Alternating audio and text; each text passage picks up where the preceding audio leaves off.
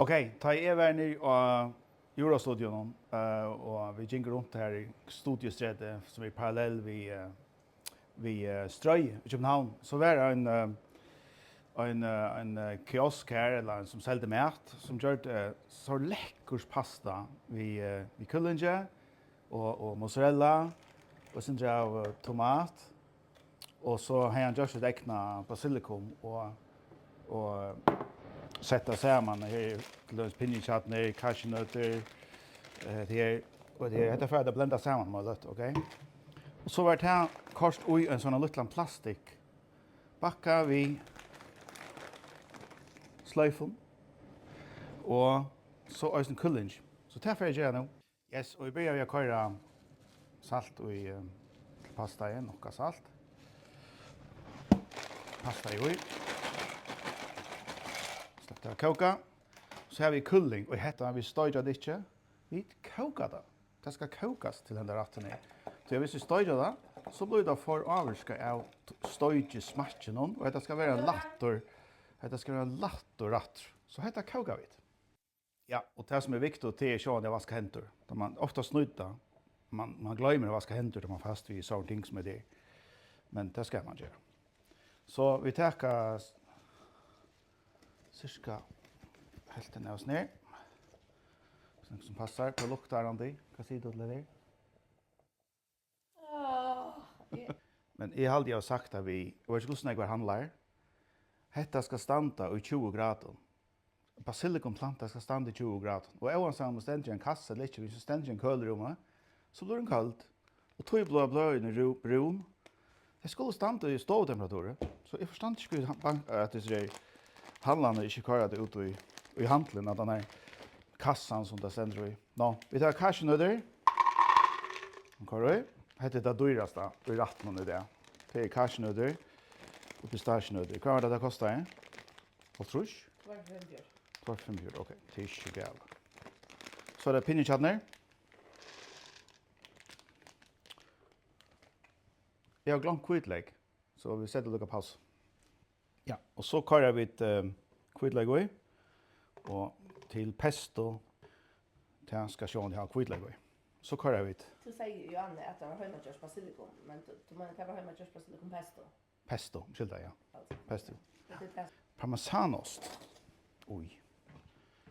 Och det är som allt annat bakom så väl man damer där, men parmesanost är en grundläggande ingrediens till pesto.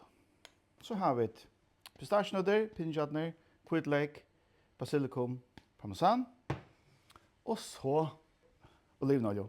Och ta köp olivenolja, det bästa till cold extraction. Okej, så det pressar kallt, inte blir höjt eller näka. Så det bara pressar i en maskin. Och hos nägg, cirka upp i hållt. Alltså den bigaren där. Och nu är det spännande. Om man tar överhuvud rikar så.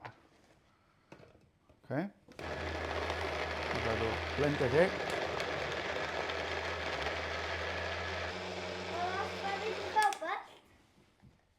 Ja, kommer du i? Ja. Det Det är pesto. Det är läckert. Pesto. Okej, så pröva att smaka lite.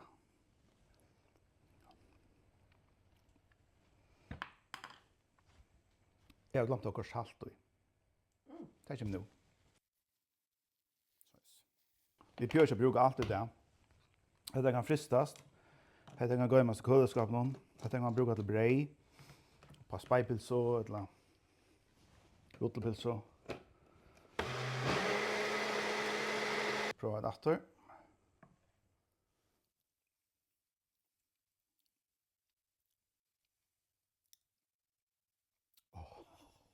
Det smakar väl.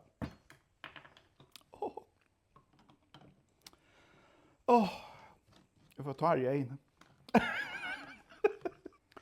Ja, så tar jag lite här. Ja, jag kan bara ta.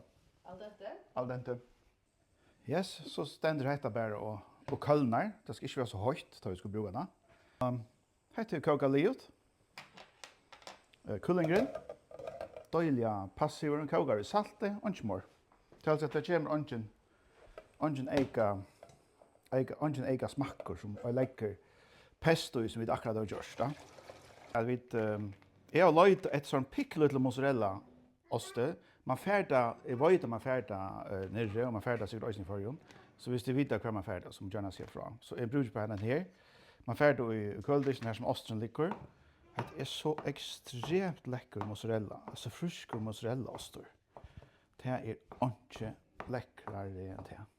Så det kan vi simpelthen nå hakka det som tør. Så det er han her, og så bare for å gjøre video stittere. Så har vi bøysene tomater. Hette er sånn her. Jeg vet ikke hva står det, men sånne lekkrere. Snack-tomater. Så det helt. Og så er vi klar til det siste, og det er hva jeg bare alt og i. Her. Her. Og så takker vi... Pasta i kvelden og sånt nå. Ja. Så. Kullingen. Kullingen. Skrutter vi nøkken som helst. Nei, bare salt. Han vil krydda av nå. Og du kort salt og i tanke, ok? Ja. Så løs, og så. Er det ikke lekkert? Ha? Det er ikke svakkelig lekkert. Og så er det bare affær ui her, og gjøre så. Bare bruke hendene her. Og bare blanda alt sammen. Klorsta det. Ja. Så har vi gjort det, og det gjør det ikke om at det var sinde kaldere, om man gjør det. Men gjerne var isa kaldt, om man gjør det. Så er vi lia, og så kører vi da av fæt. Randi, skal vi køre det av her? Ja. Her.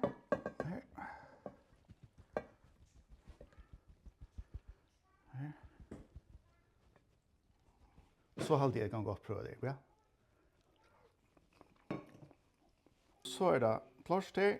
Vi kører sånn ost i måned, sånn runum parmesanoster. Og dette er boilet. Dette er, vi har i fristboksene, vi kjøpte en pakke av pasta, en pakke av gulrød, tomatum. Og så er man en boiljan og gåan rett. Så, kjørs vel, lag nest. Ok, nu er det dagen etter, og nu etter vi det isakallt, og det er så ekstremt lekkert. Så dette løser gjerra, og så her, man kan pakka det nere i lilla matpakkar her da, i jøgn vikna, eller en tordeer. Og det er ikke lekkert det. Utrolig lekkert, må jeg bare si. Ikke lekkert, lekkert. Annars, i dag er 1. mai, vil Maria mala bakgrunnen av jøk. Jeg sa et lokko, Maria. Og det er altså en Maria, døtter, Benjamin.